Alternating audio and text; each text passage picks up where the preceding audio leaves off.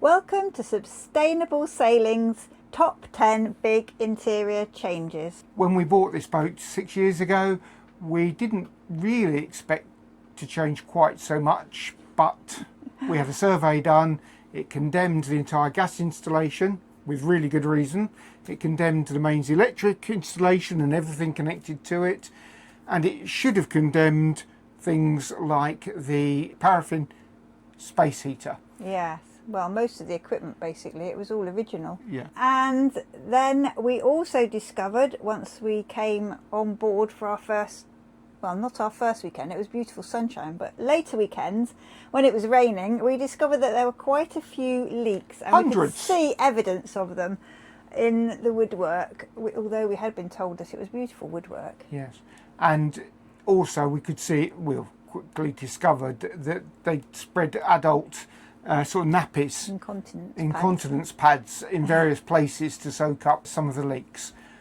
What we found was all these leaks were hidden by the headlining, and that's the first really big change that we've made to the boat. Is not immediately, not in one go, but gradually we have ripped out the headlining everywhere in the boat. And most of the interior, really, bit by bit. Yes. When we started taking off cupboards here and there, because they were in the way of our new designs, we found that we always discovered parts behind that we wanted to clean up and change, and that there'd been a leak we didn't realise and things like that. So every time we did it, the more we did it, the more happier we were that we'd done it. So. And a poor feature of the design of these rival boats from the 1970s was that none of the headlining could be removed without damaging it, without ripping it off. Mm-hmm. And so when we did take it off, we found, for example, the bolts holding down the genoa track, the nuts you could undo with your fingers. They'd come loose.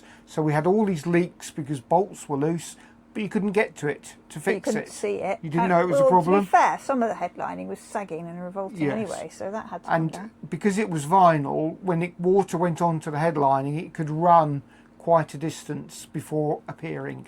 So it wasn't easy to track where the leaks were. Right above our head here, there was a leak in the derayed vent, which ran all the way down under the lining and ended up at this bulkhead. But oh, there you are. There's a round circle of the derayed vent. Yeah. Up there, and but you wouldn't know that until you could see that there was black water damage on the bulkhead, but you couldn't work out where it had come from until you took the headlining down and you could see what was really going on. Anyway, as a result of taking out all the headlining, one of the things that we're going to do is insulate the whole boat. We're able to do that because we've taken off the headlining, and as we do it, we are making sure that we have access to any bolts, any places that you might need access to. We've become a bit obsessive about that, really. Yes. That was number one. Yes. We'll pause and we'll go on to number two. Headlining and taking almost everything out of the interior. The only things left really are the main bulkheads. Yes. And we don't want to move those. Very little else. Let's go on to number two. Right, well, our number two is the galley, and to be fair, this was something that we planned almost from the first time we saw the interior of the boat, because the original 1970s layout was this side, which had some tiny little sinks. It wasn't as wide as that is now. Maybe not, no. And then down here, where it's deep, there was a deep fridge, which was one of the other things that was no use anymore, wasn't working. And here there was a gas stove, a traditional type of marine gas stove and hob. Which was condemned. So rusty, it was falling apart, and nobody would have, in their right minds, would have tried to use it. So, but there was nothing here. This was one of the original bulkheads. This bulkhead came up a bit higher as a diagonal up to the bottom of the cabin roof. You could see it there. Yeah, so it wasn't full height, but it is a structural bulkhead. So we planned to keep the bottom part of that because we didn't want to take away too much structure, but to make a new worktop, and potentially we'll make a cupboard at the back of it when we get round to it, and so it feels like it just completely changes the feel of the galley. There's plenty of space to work. We're not probably having a fridge in it, we'll put the fridge elsewhere. There's storage space here. This is our Dave built this setup for our microwave. It's a and combination our hob. microwave, grill and oven. Yeah. And they gimbal. At the moment they're fixed in place, but they will gimbal. They've got their gimbal points there.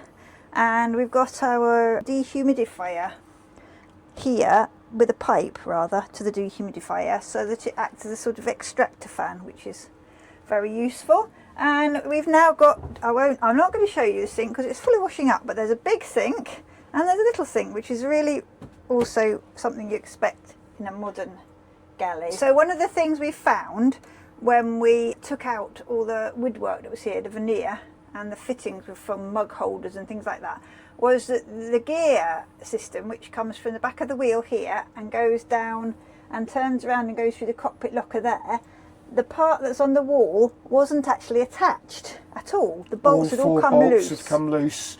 You couldn't get to either side of it. You didn't realise, and you could hear a clunking noise when you turn the wheel, which obviously you probably investigate, but it confirmed our feeling that it's best to see on these old boats. You need to see what's there before you make any decisions about what needs doing. And we've also tested on this part of our boat our new insulation system. So what you can see at the back of that, which is really a locker now, is there's sticky insulation on the back, and then there's XPS foam, expanded polystyrene, and then this wood holds it in place. Yeah. So it's quite easy really, and then I just painted the outside of it, and that seems to be working. And Dave will tell you about, we'll come to that in a minute, where we were having the new portholes. Okay. Right. That was number 2. Number 2. Completely changing the galley away from what was traditionally there and the traditional look of teak changing and so on. to electric cooking. Number 3. More about it. Okay. Right, number 3 is our aft cabin, and we made some huge changes quite near the beginning of our refit here, and they were quite scary because they were so big, but we are really glad we made them. What you can see now is a lovely, probably queen size bed. It's British queen size, certainly a very generous double, bigger than a normal British double, and very comfortable, but obviously it's Pullman style. So I'm over here, Dave's here, and then you can only get out that side where we have created a lovely seat, which is a bit full of stuff at the moment and it has no cushions yet, but it is quite comfortable, and when you sit on it you can see out the windows. Now the tricky thing was that when we bought the boat, you have to use your imagination, we might put a photo if we find one, there was a wide, really generous single bed this side, and a really generous single bed on the far side, on the port side, and then here in the middle, where there's a slight recess, there was a V-shaped segment which you could add to make it into the most enormous double you've ever seen in your life. It was so huge you could hardly even reach each other with your arms outstretched. And it was something like 7 foot wide, wasn't it? It was huge. You couldn't get sheets for it. It was really impractical. And when you wanted to get onto the bed, you needed a step. It was so high. I had to literally kind of jump to get onto it because it was so high. So it was really inconvenient, and the cushions were no good. The cushions looked like they were from the 70s. Yeah, they were definitely original cushions. We didn't want to really keep using those. So one way and another, we decided we wanted a proper double bed, even if it meant only getting on from one side. And this was a structural bulkhead, which we did take some out. And above here, I don't know whether Dave can actually make the camera, that's actually the glass fibre beam where the mizzenmast stands. As you can see, Dave's beefed that up, which is subject for another topic. But for the changes for the bed, we took apart a space, made a sort of doorway from this part, but then we reinforced it with a post, and then and lots of fiberglass around both sides. We fiberglassed it all in everywhere, which it hadn't been before. Overhead, it had not really been connected, and then here we added another panel. I just turned the lights off. Sorry about that. So that filled in. So we sort of compensated for what we'd taken out by adding in other places. And three posts to take the loads. Yes, and the posts are connected into a whole structural section, which will hopefully take the loads better than they were before. But we are super, super happy. It's been so comfortable. It's really comfortable and cosy. And it's designed for 2 people living aboard. This Oh, is yes, not yes. a cabin we will probably use when we are at sea. No, But this will be it's, our in harbour, it's not going to have comfortable sea double bed. And it's really good for us because we're a couple who don't always keep the same hours. So Dave's a night owl and I'm more of an early bird. If somebody's asleep and the other person's awake, having an aft cabin is just so much better. Yep. Okay, that was number 3 on our list. Yep. Number 4 on our list is something we are really, really passionate about, and that was changing the toilets. The boat has 2 toilet compartments. This is the ensuite for the aft cabin, which is the only one we're using at the moment. Currently very open plan. It's open plan at the moment. That's not going to stay that way. But we had traditional sea toilets, flush out to sea with no holding tanks because the boat was so old, and they were gross. When we took them out, the smell, the pipes, the toilet, everything, absolutely, utterly gross. And part of our logic and desire to take them out is we wanted to meet pollution standards for countries like Turkey, and we wanted to have fewer holes in the boat. So what we've gone for is a Nature's Head composting toilet. It has a large capacity for liquids here and for solids there. It has a spinner to mix the solids into. A flush mechanism. Yeah, we use coconut coir. So you just sit on it. It's ever so easy to use. It makes no mess.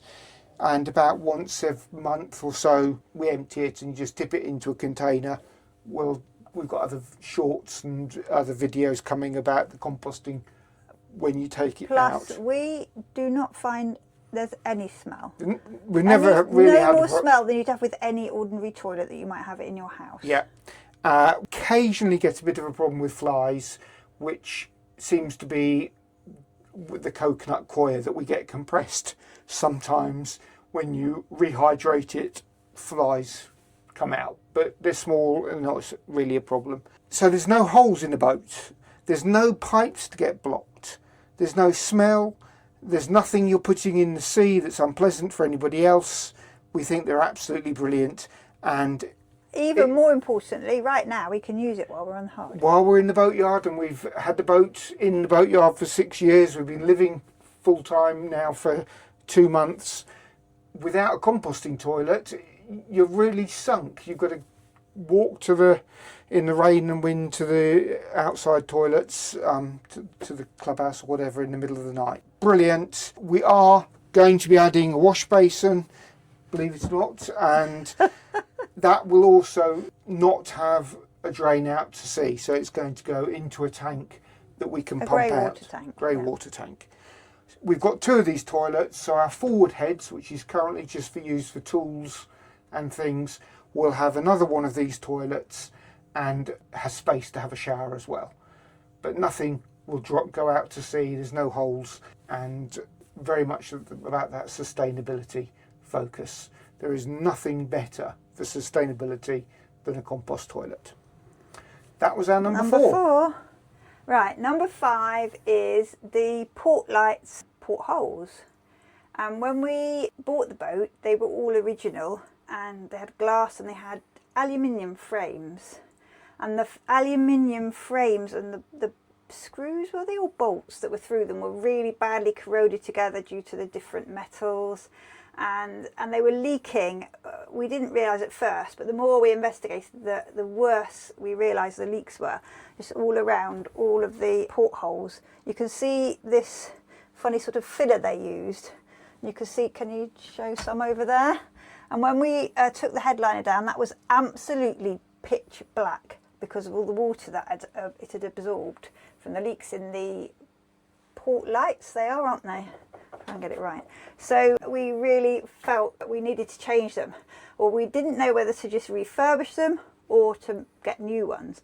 But we felt that because of the state of the frames, we've got, I think, 14 through the boat, and they were all very similar but slightly different sets. Some every different sizes single one is a different size as you go along the every side single of the boat. pair as you go along, opposite sides. So we thought we could do, you know, all of them, and then if the last one broke while we were trying to refurbish it, then we would have one that was different, and that would be so frustrating. So we decided to just bite the bullet and change them out completely. We went for acrylic that's, well, it's bolted through with these inset nuts. Inset nuts, yes. And it's to the outside, and it doesn't have a frame. And it's actually given us much more light into the boat, because where there was a frame on the inside, we haven't had to open this fiberglass opening any bigger. We just get more light because we haven't got a frame anymore. And it also allowed us to make an illusion, which maybe we can put a photo up to show, so that where the port light openings get very small in the aft heads, and It's in just the aft heads is really, that's the worst. This one's a little bit. We were able to make the outside not such a dramatically different size, so that when you look at it from outside, you don't really, it doesn't look so odd that one is so much smaller than the others. Well, we like it anyway. We think it was great. And the other thing that we said we'd talk about is this strange wooden frame that Dave's created, and there's obviously a purpose. First of all, you notice that we've actually got an opening port light, which was great, because in the acrylic window we're able to buy it with this fitted, so that you can open and get a cross breeze when you. We've got 6 open. When we're optimistically going to be somewhere hot, warm, and we want a breeze. Yeah. So that was a big improvement. We didn't have any opening port lights on the sides of the boat. They were only overhead, fore and aft hatches. So that's an improvement. And then the purpose of this wood is because when we've put insulation in all these areas, this acts as a frame. This is going to be an edge and help us to hold the insulation in. So that's the plan. You have to undo these a little bit further, but work fine. And it also means that instead of using the captive nuts here, we can use bolts, through bolts, which is really, so we it prefer. actually adds some strength to the side of the cabin. Yeah.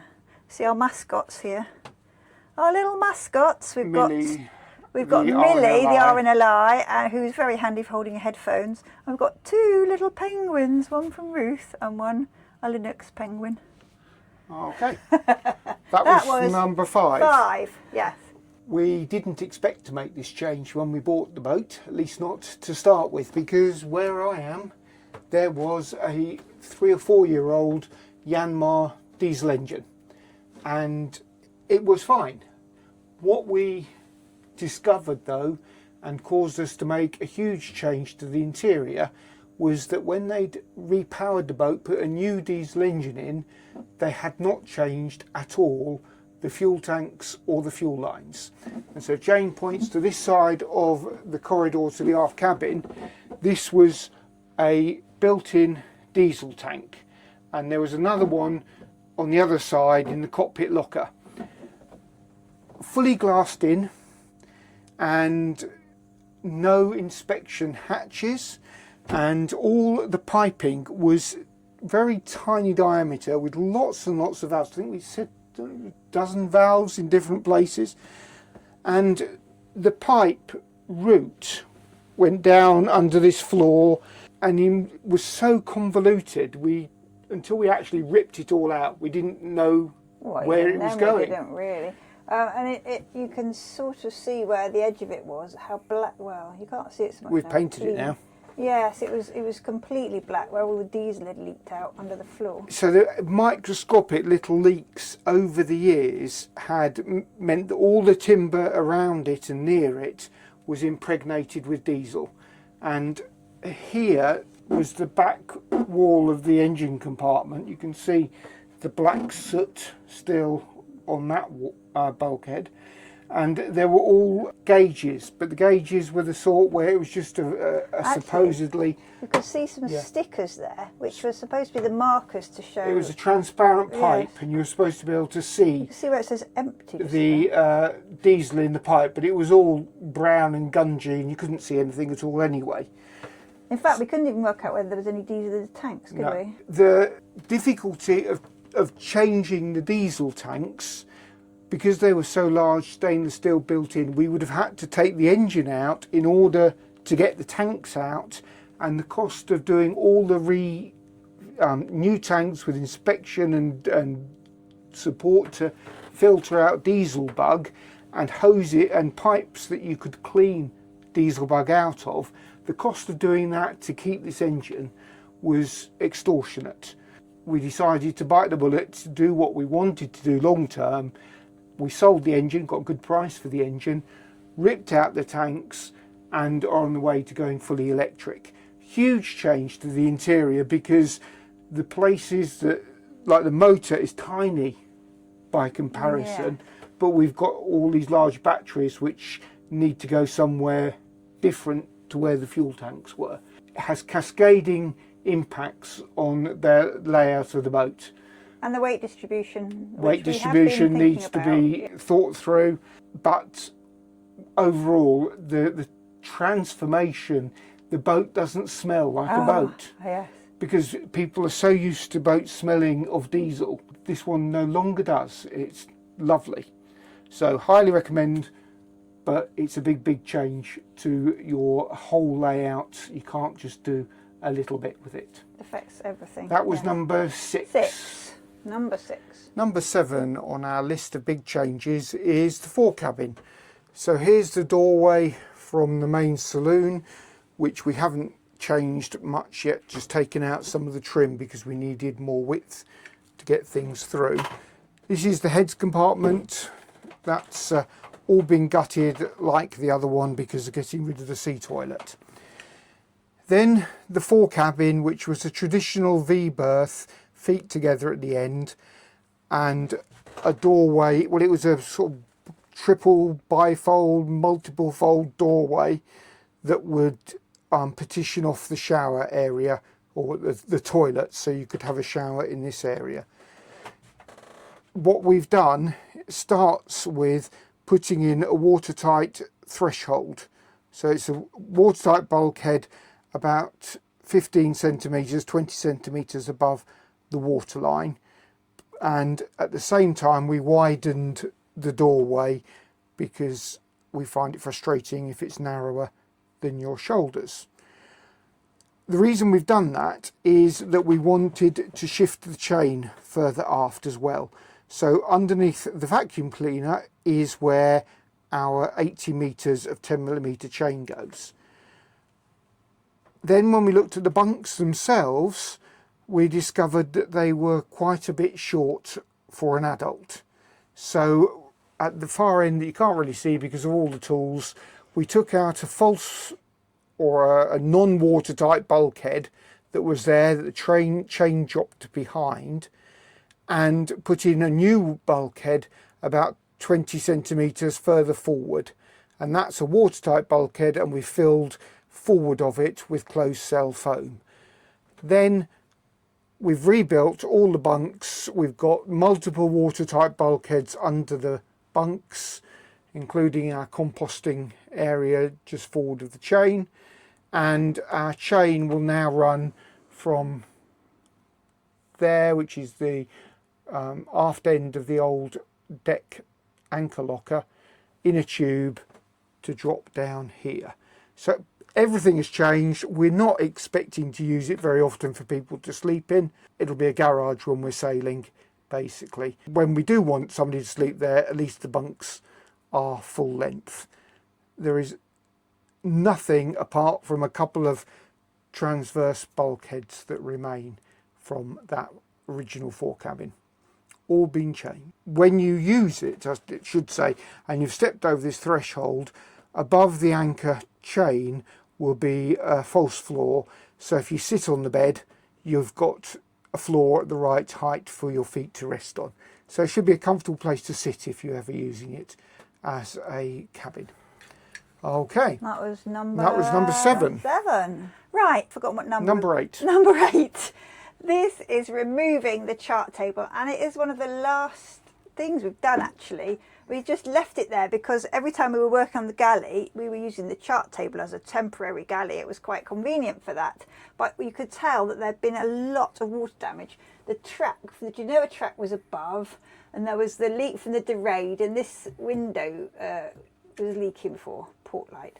And the bulkhead here had stains. Although the main structure of the bulkhead is perfectly fine, the veneer was badly damaged, and the desk or chart table itself, which had a nice lid, it was lovely when it was new, but it was really, really black from all the water damage. So it wasn't, and it was one of the huge full-size ones, and it had a funny little cushioned small stool thing that sort of flapped up just here where I'm kneeling. So you could sit at it to use the charts. So it took up a lot of space, and nowadays charts are being discontinued. So what is the point of having this huge desk taking up all that space? We eventually bit the bullet and just took it out, and it was so badly water damaged. We were really pleased. And plus there we were didn't puddles really behind it that we didn't realise how bad the Genoa track leak had been until we started taking it all out. So now we've realised that it's a perfect place to put our second-hand reflex heater, which we hope is going to be able to heat the saloon and hopefully also down the corridor, and it's one that you can use a radiator We will have with some little radiators in the aft cabin and cook on. So hopefully there's a few, it's sort of nearly connected up. We've got the new diesel tank which is feeding it's gravity fed. There's not many parts really in a reflex, so even though it's ancient it should be fine. I've taken apart the control and it all looked fine. Just needs a few extra bits of pipe to connect it up, and then we feel that behind this will be a nice cozy place to dry things when it's a bit damp outside. And also there's, as you can see from all the junk we've got there now, useful storage behind there. Basically we're going to see it as an airing cupboard to dry our clothes in an English winter. So a huge change, ripping that out and repurposing the space. And deciding whether there was really room for this heater was quite daunting. The frame for it was much bigger when we got it, but we looked up the instructions and it said you didn't need such a huge frame, so we cut it down and it fits now. Really pleased with that. Got the chimney in place properly. So that is number 7, wasn't it? 8, I number think, 8. actually. Yes, it was number 8. Okay. Number 9 is one of those things where we were inspired by Sailing Uma. They built a Nook which was just a flat platform on the same side, on the port side of their saloon. What we have done, inspired by them, is build the Nook Plus Plus. And in some ways it's like a 1970s westerly. What we've ended up with is like a dinette. The goal is to make this seat I'm on which it doesn't have the final cushions, because we've reused what Jane made for the old original U-shaped dinette.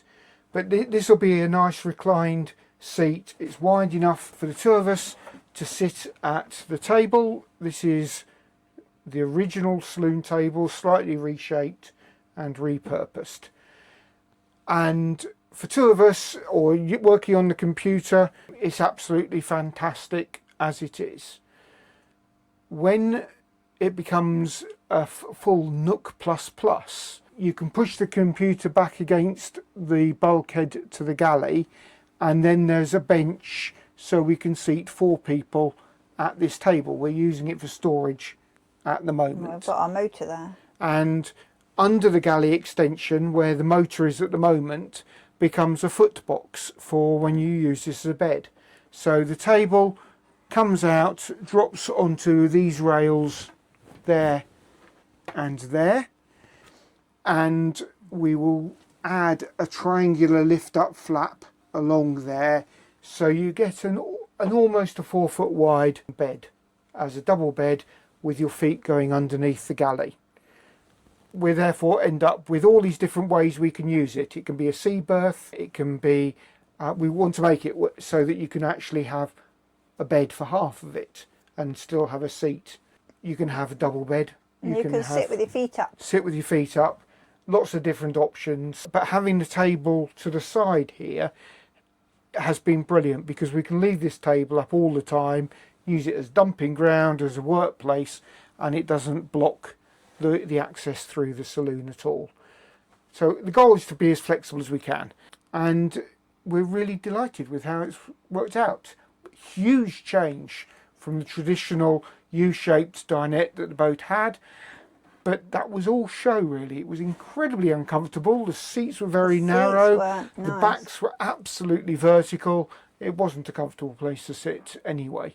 So we gain comfort, we gain more utility. We think it's a brilliant change. We're very pleased, but we debated long and hard over it because it was such a big change. Yes, it's been through many iterations, this space. That was number 9, and I'm going to leave number 10 to the boss. Right, number 10. Last but not least, we have remodelled the bilges in the boat, which actually sounds perhaps a bit more drastic than it really is.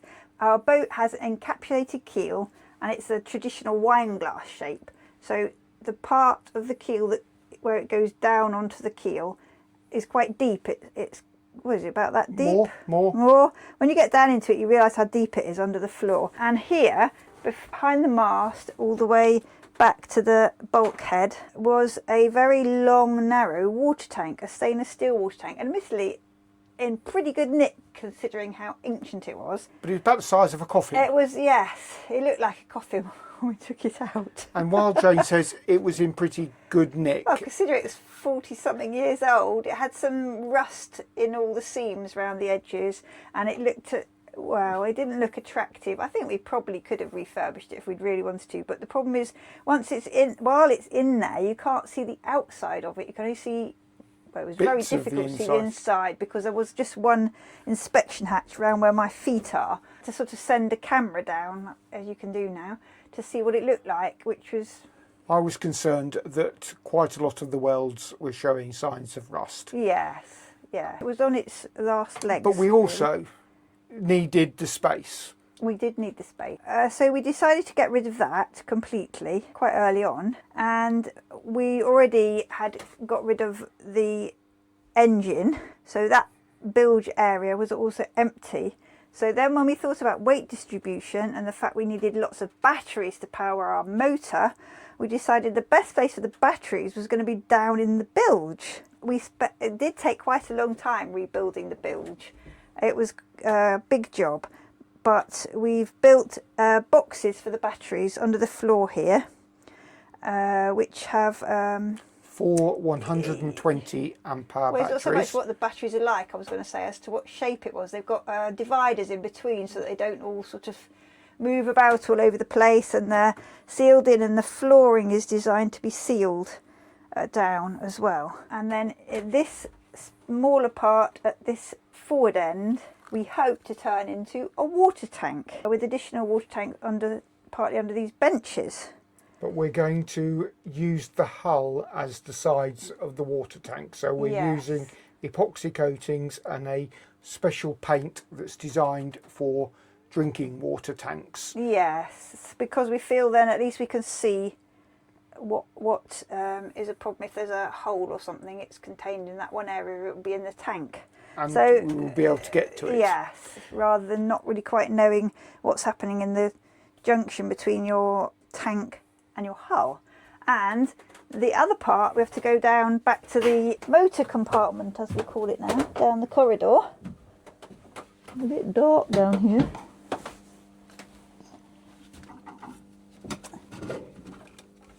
When we took the motor out, you could look in there and you might say, I'll try and reach down to show you how deep it is. Can you see that? It's pretty deep. That is nothing compared to how deep it was before. Well, the strange thing is, there was a false floor. Oh yes, there was a sort of pan. Can you point to sort of the line where it was? It was probably here, was it? About there? No. There was a slight bulge lower down than that on the other yes, side. I see there, yes. Can you see it? I don't know, there. There's a little... Yeah, so there was a false floor with just a hole for the bilge pump hose going down. So you couldn't really see into the deepest part of the bilge, but you knew it was really deep. That's the most impression you could get. So when we took out the motor, we took out this pan. We had to cut it out, I think, didn't we? We had to grind it out because it was fiberglassed in. And the wood underneath, it was fiberglass on top, wood underneath, and it was disgusting. It was oily, smelly, ugh, horrible. But anyway, once we'd done that, then we realised how incredibly deep the bilge was. It made some sense in those days when this was built, because you wanted somewhere for the water to go that was low down, so you weren't going to sink when you had a leak, and you had time to do something about it and pump out your water with your manual bilge pump. But in the modern day, we've got multiple bilge alarms available. We've got all sorts of different pumps. We can have several pumps, which are probably way more efficient than what they had available in those days. So we don't really feel that it's safe or sensible to have such a deep bilge where in actual fact you're more in danger of falling in and drowning than anything else. It was so deep. I did get stuck down there and had to be rescued by Jane. It was just really high. And these deep bilges at the aft end of the keel are a known weakness on these rivals. One or two people have had sinkings or near sinkings because the back of the keel got damaged and it punctured through to this huge deep bilge. So we decided to fill it all just up to the point we have. We feel that's actually still quite a deep enough keel. And so we've actually filled it with, was it closed cell foam? With a timber frame, fiberglass around it to strengthen it first, and then closed cell epoxy foam, and then a plywood lid covered in about 6 layers of fiberglass. So we're hoping that not only has that filled it to stop water getting in, but also given it some extra strength, so in case there are any issues below. Yes, impacts or going aground, whatever might happen, that will. So, and then the final part in terms of bilges is the green bulkhead. Oh yes, here, which is a thrust bulkhead for the aqua drive that we're fitting, but it means we can have a little closed bilge just aft of it. And we've got our cockpit drains. Cockpit drains, propeller shaft. So it's the only place where we've got holes in the boat, and it will have a cofferdam around it and a pump in it, so that should a seacock fail or the shaft seal fail or anything like that, we have all the water contained. Or at least a better chance of containing it. Okay. So bilges, another huge change from what the boat came with. Not the sexiest part of the boat, but definitely need consideration. And that was number 10 in our list of the top 10 things that we have. Big changes that we've made to the boat, which some people might be surprised by. We hope we haven't offended too many traditionalists by ripping out the old interior. People kept telling us how beautiful it was, and then we just ripped it all out. So sorry about that, everyone. Rival yachts, if you had built it so we could take it apart and inspect it and fix leaks, we wouldn't have had to rip it out. It was solidly built though, I will say. All structure is very solid. Okay, thanks very much for watching. Don't forget to subscribe, like, go and visit our blog at sustainablesailing.net and become an early bird member. Thanks very much. Bye.